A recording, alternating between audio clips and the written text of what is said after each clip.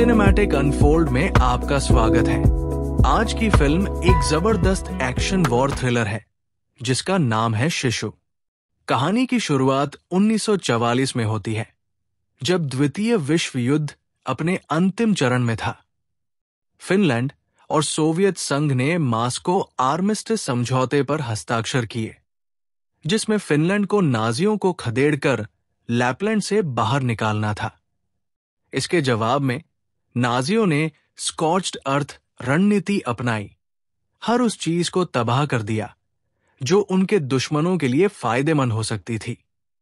Lapland के जंगलों में एक पूर्व फिनिश कमांडो कोरपी युद्ध छोड़कर एक साधारण जीवन जीने का फैसला करता है।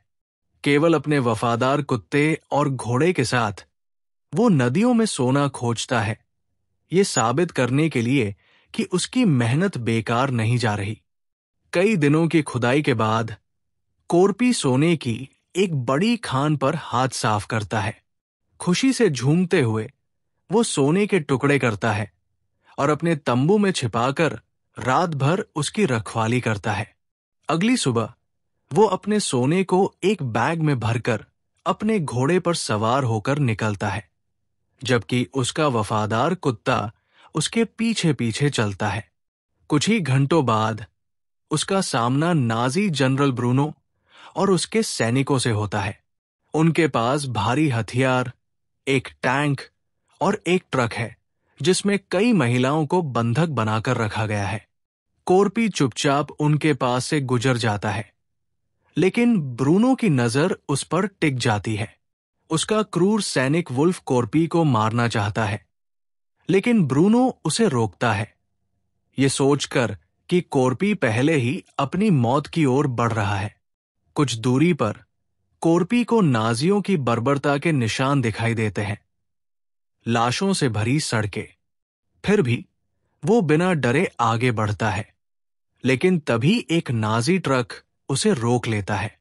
सैनिक उसकी तलाशी लेते हैं और सोना देखकर लालच में आ जाते हैं। खतरे को भांपते हुए कोरपी अपने कुत्ते को भागने का आदेश देता है। एक सैनिक कुत्ते पर गोली चलाने की कोशिश करता है, लेकिन वो बचकर भाग जाता है। तभी कोरपी बिजली की गति से हमला करता है, अपनी चाकू से एक सैनिक का सिर फाड़ देता है। बाकी सैनिक उसे रोकने की कोशिश करते हैं, लेकिन वो एक के बाद एक सबको मौत के घाट उतार देता है। ब्रूनो जब वहां पहुंचता है तो उसे केवल सैनिकों की लाशें मिलती हैं। कोरपी गायब हो चुका था। अब ब्रूनो समझ जाता है कि कोरपी के पास बहुत सारा सोना है और वो उसे किसी भी हाल में हासिल करना चाहता है। शिकार शुरू हो चुका था। मौत के रास्ते पर ब्रूनो के सैनिक कोरपी का पीछा करते हैं और गोलीबारी शुरू कर देते हैं। कोरपी जान बचाने के लिए तेजी से घोड़ा दौड़ाता है, लेकिन अनजाने में वो माइनफील्ड, बारूदी सुरंग क्षेत्र में पहुंच जाता है। नाजी रुक जाते हैं, ये सोचकर कि अब कोरपी खुद ही मारा जाएगा। अचानक एक जबरदस्त धमाका होता है, लेकिन कोरपी नहीं, बल्कि उसका घोड़ा उड़ जाता है।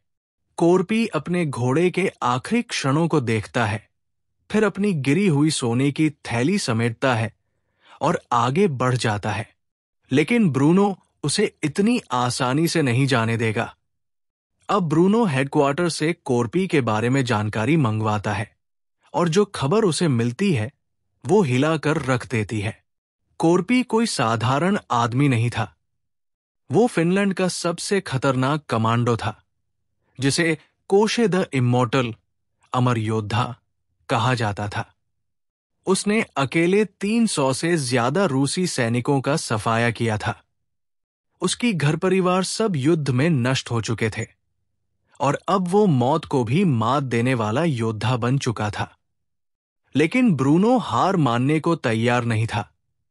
उसे लगता था कि सोना उसे नाजियों के बुरे भविष्य से बचा सकता है। कोरपी की अविश्वसनीय जीवटता। कोरपी जख्मी हालत में एक बर्बाद पड़े ट्रक में छिप जाता है और अपने जख्मों की मरहम पट्टी करता है। वो अपनी चमड़ी में फंसी गोलियां चाकू से निकालता है और जख्मों पर मिट्टी मलकर दर्द सहता है। रात में वो एक परित्यक्त गैस स्टेशन में छिपता है। ब्रूनो के सैनिक भी वहीं पहुंच जाते हैं।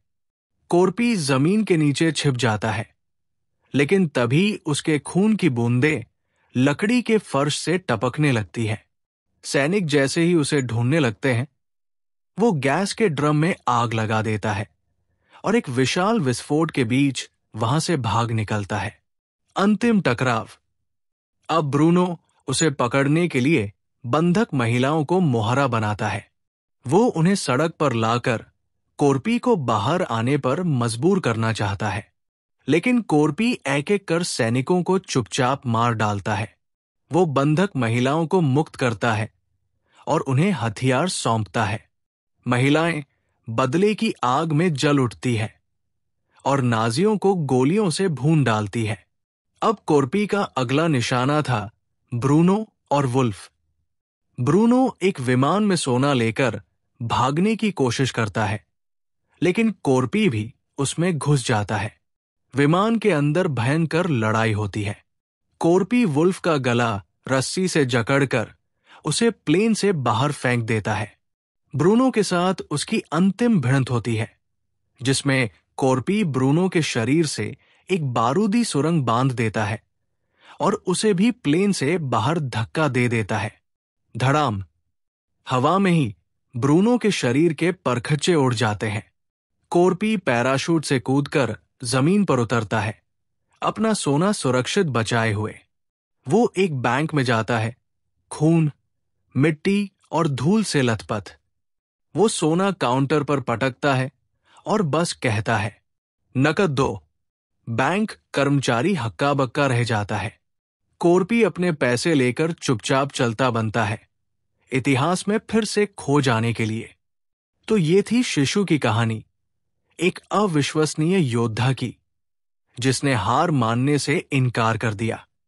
अगर आपको ये वीडियो पसंद आया हो तो लाइक, शेयर और सब्सक्राइब करना न भूलें। अगली बार हम कौन सी फिल्म कवर करें, कमेंट में बताइए।